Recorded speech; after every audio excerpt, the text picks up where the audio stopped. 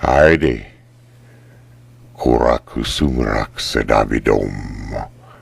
Come on, step into the twilight with David. Together we will explore adventures of the heart. Vecheris. This very evening we join Anton Chekhov as he encounters the pipe.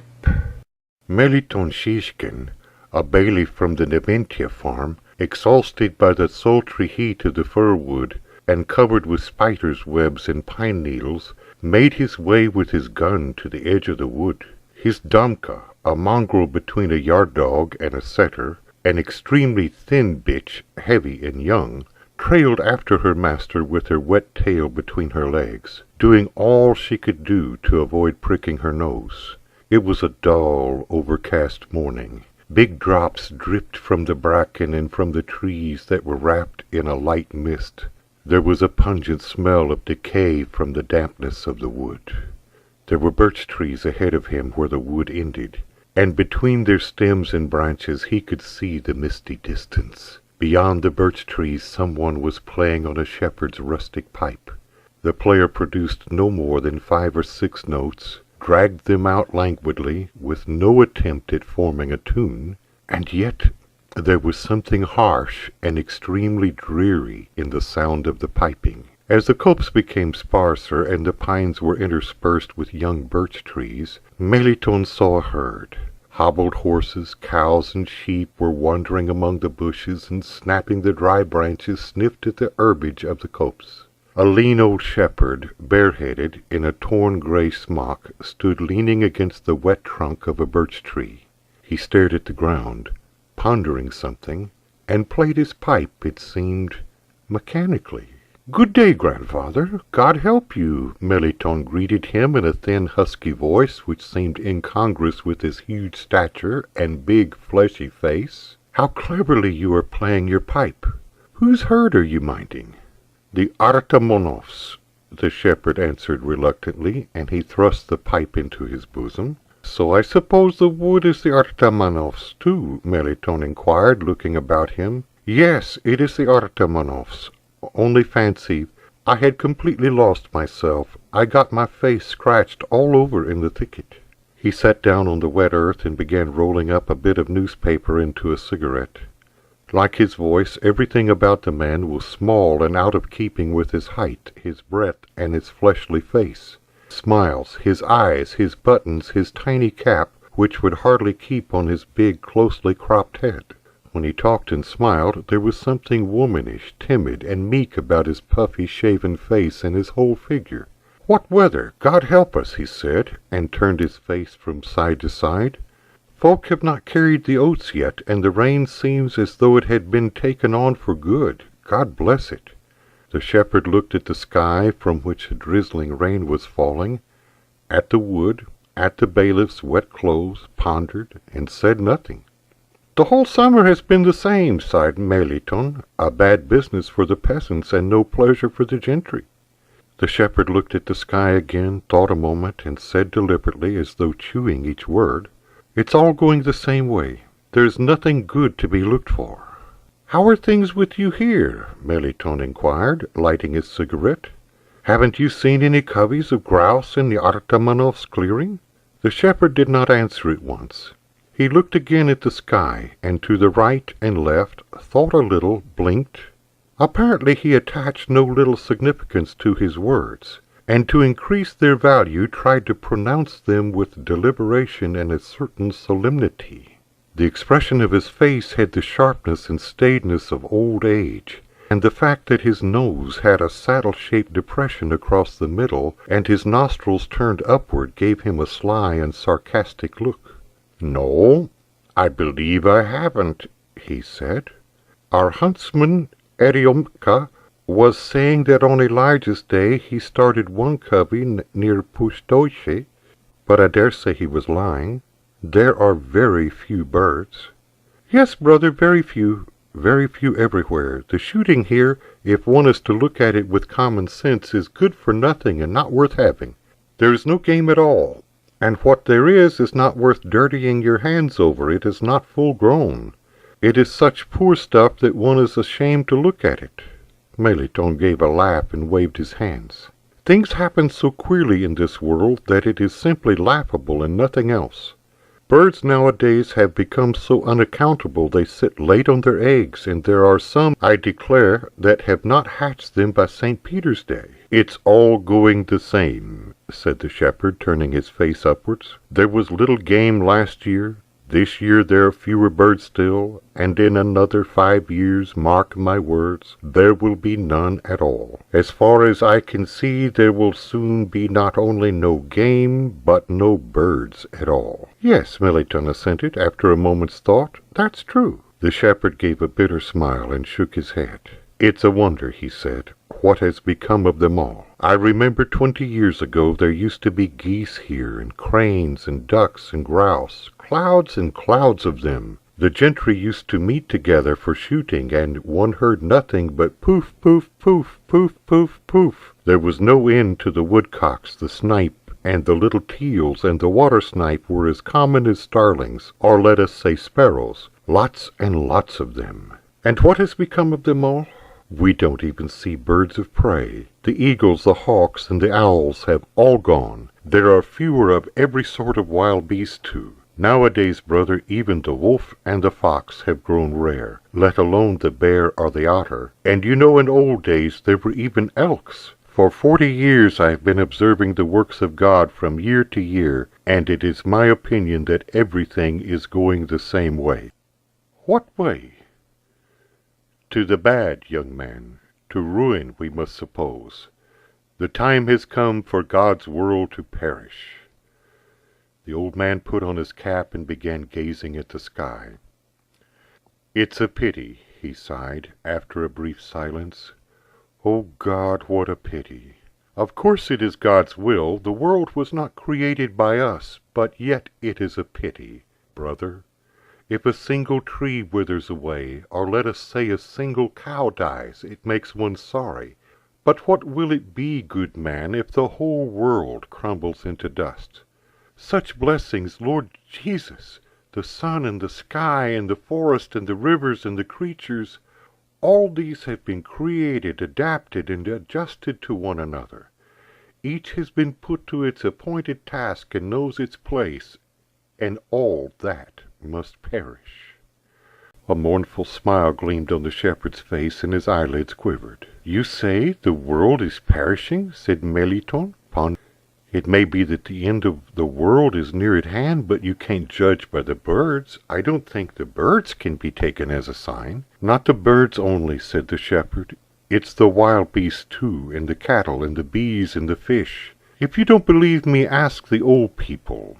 Every old man will tell you that the fish are not at all what they used to be. In the seas, in the lakes, and in the rivers there are fewer fish from year to year. In our Peschanka, I remember, pike used to be caught a yard long, and there were eel-poots and roach and bream and every fish that had a presentable appearance. While nowadays, if you catch a wretched little pikelet or perch 6 inches long, you have to be thankful. There are not any gudgeon even worth talking about. Every year it is worse and worse, and in a little while there will be no fish at all. And take the rivers now. The rivers are drying up for sure. It's true, they are drying up.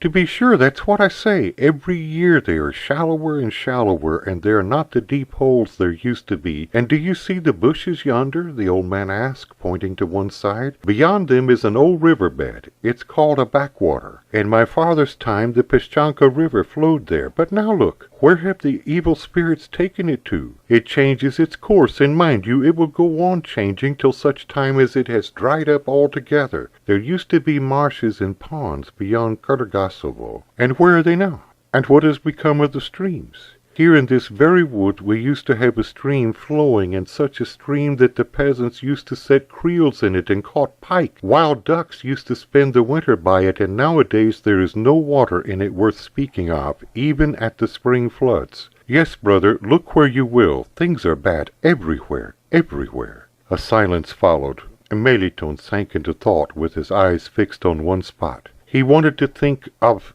some one part of nature as yet untouched by the all-embracing ruin. Spots of light glistened on the mist, and slanting streaks of rain as though on opaque glass, and immediately dried away again. It was the rising sun trying to break through the clouds and peep at the earth. "Yes, the forest too," Meliton muttered. "The forest too," the shepherd repeated. "They cut them down, and they catch fire, and they wither away, and no new ones are growing. Whatever does grow up is cut down at once. One day it shoots up, the next day it has been cut down, and so on, without end, till nothing's left. I have kept the herds of the commune ever since the time of freedom, good man. Before the time of freedom I was shepherd of the master's herds. I have watched them in this very spot, and I can't remember a summer day in all my life that I have not been here, and all the time I have been observing the works of God. I have looked at them in my time till I know them, and it is my opinion that all things growing are on the decline. Whether you take the rye, or the vegetables, or flowers of any sort, they are all going the same way too." "But people have grown better," observed the bailiff. "In what way better?" "Cleverer."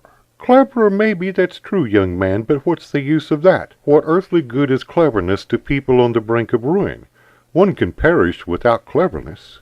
What's the good of cleverness to a huntsman if there is no game? What I think is that God has given men brains and taken away their strength. People have grown weak, exceedingly weak. Take me, for instance. I am not worth a halfpenny. I am the humblest peasant in the whole village, and yet, young man, I have strength. Mind you, I am in my 70s, and I tend my herd day in and day out, and keep the night watch too, for 20 kopecks. And I don't sleep, and I don't feel the cold. My son is cleverer than I am, but put him in my place and he would ask for a raise the next day, or would be going to the doctor's. There it is. I eat nothing but bread. Forgive us this day our daily bread. And my father ate nothing but bread, and my grandfather. But the peasant nowadays must have tea and vodka and white loaves, and must sleep from sunset to dawn. And he goes to the doctor and pampers himself in all sorts of ways. And why is it? He has grown weak. He has not the strength to endure. If he wants to stay awake, his eyes close, and there is no doing anything." "That's true," Meliton agreed. "The peasant is good for nothing nowadays. It's no good hiding what is wrong. We get worse from year to year. And if you take the gentry into consideration, they've grown feebler even more than the peasants have. The gentleman nowadays has mastered everything. He knows what he ought not to know, and what's the sense of it? It makes you feel pitiful to look at him. He is a thin, puny little fellow, like some Hungarian or Frenchman. There is no dignity nor air about him. It's only in name he is a gentleman. There is no place for him, poor dear, and nothing for him to do, and there is no making out what he wants. Either he sits with a hook catching fish, or he lolls on his back reading, or trots about among the peasants saying all sorts of things to them, and those that are hungry go in for being clerks. So he spends his life in vain, and he has no notion of doing something real and useful. The gentry in old days were half of them generals, but nowadays they are a poor lot." "They are badly off nowadays," said Meliton. "They are poorer because God has taken away their strength. You can't go against God." Meliton stared at a fixed point again. After thinking a little, he heaved a sigh, as staid, reasonable people do sigh, shook his head, and said, "And all because of what? We have sinned greatly. We have forgotten God, and it seems that the time has come for all to end. And after all, the world can't last forever. It's time to know when to take leave." The shepherd sighed, and as though wishing to cut short an unpleasant conversation, he walked away from the birch tree and began silently reckoning over the cows. "Hey, hey, hey!" he shouted. "Hey, hey, hey! Bother you! The plague take you! The devil has taken you into the thicket! Tooloo-loo!" With an angry face he went into the bushes to collect his herd. Meliton got up and sauntered slowly along the edge of the wood. He looked at the ground at his feet and pondered. He still wanted to think of something which had not yet been touched by death. Patches of light crept upon the slanting streaks of rain again. They danced on the tops of the trees and died away among the wet leaves. Damka found a hedgehog under a bush, and wanting to attract her master's attention to it, barked and howled. "Did you have an eclipse or not?" the shepherd called from the bushes. "Yes, we had," answered Meliton.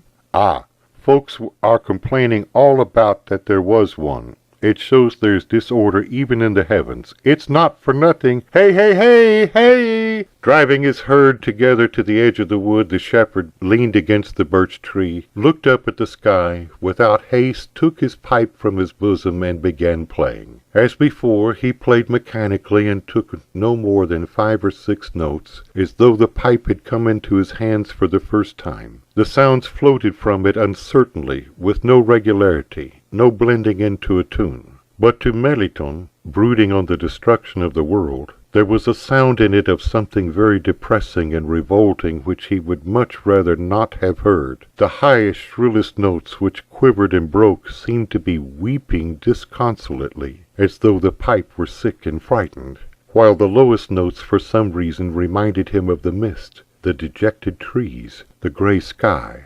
Such music seemed in keeping with the weather, the old man and his sayings. Meliton wanted to complain. He went up to the old man and, looking at his mournful, mocking face in the pipe, muttered, "And life has grown worse, grandfather. It is utterly impossible to live.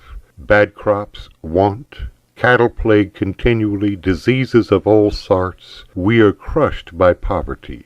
The bailiff's puffy face turned crimson and took a dejected, womanish expression. He twirled his fingers as though seeking words to convey his vague feeling, and went on, 8 children, a wife, and my mother still living, and my whole salary 10 rubles a month to board myself. My wife has become a Satan from poverty. I go off drinking myself. I am a sensible, steady man. I have education. I ought to sit at home in peace, but I stray about all day with my gun like a dog, because it is more than I can stand. My home is hateful to me. Feeling that his tongue was uttering something quite different from what he wanted to say, the bailiff waved his hand and said bitterly, "If the world's going to end, I wish it would make haste about it. There's no need to drag it out and make folks miserable for nothing." The old man took his pipe from his lips, and screwing up one eye, looked into its little opening. His face was sad and covered with thick drops like tears. He smiled and said, "It's a pity, my friend. My goodness, what a pity. The earth, the forest, the sky, and beasts of all sorts, all this has been created, you know. Adapted. They all have their intelligence. It's all going to ruin, and most of all I am sorry for people." There was a sound in the wood of heavy rain coming nearer. Meliton looked in the direction of the sound, did up his buttons, and said, "I am going to the village. Goodbye, grandfather. What's your name?" "Luca the Poor." "Well, goodbye, Luca. Thank you for your good words." "Damka, idzie!"